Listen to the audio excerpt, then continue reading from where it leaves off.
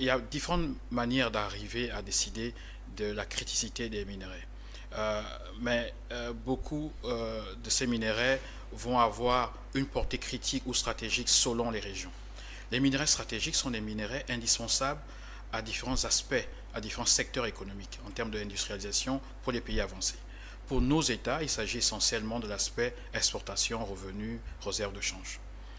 La criticité au niveau des États avancés, il s'agit essentiellement de regarder les risques sur la chaîne de valeur, la chaîne d'approvisionnement. Est-ce que ce sont des minerais qui sont susceptibles de connaître une rupture d'approvisionnement et quels sont les impacts qu'ils peuvent avoir sur le secteur industriel, la chaîne de valeur industrielle dans les pays développés. Pour les États exportateurs de matières premières, il s'agit essentiellement de la position d'exportateur dominant.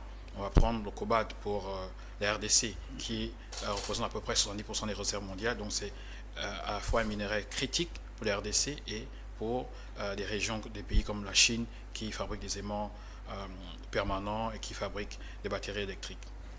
Donc la méthode que j'ai utilisée, c'est que j'ai regardé les différents pays les plus avancés dans le cadre actuel des mutations géoéconomiques et même géopolitiques qui se déroulent dans le monde.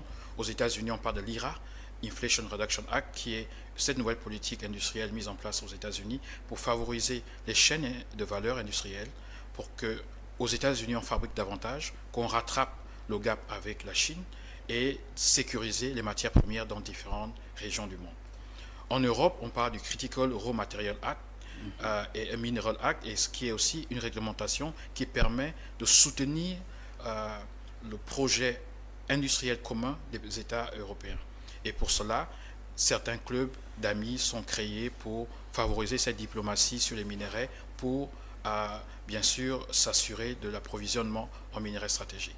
On parle donc de friendshoring, donc des alliances d'États amis, et on parle de nearshoring, donc proximité qui peut être géographique. Donc que ce soit nearshoring ou friendshoring, il s'agit de proximité. Ça peut être au niveau de relations diplomatiques comme au niveau géographique. On voit la Chine aussi qui joue un rôle important. Ils sont aujourd'hui à la tête de la plupart des avancées technologiques aujourd'hui, que ce soit l'informatique quantique, que ce soit l'intelligence artificielle régénérative. Les Chinois sont devant. Et dans la transformation des minerais, les Chinois jouent également un rôle très important.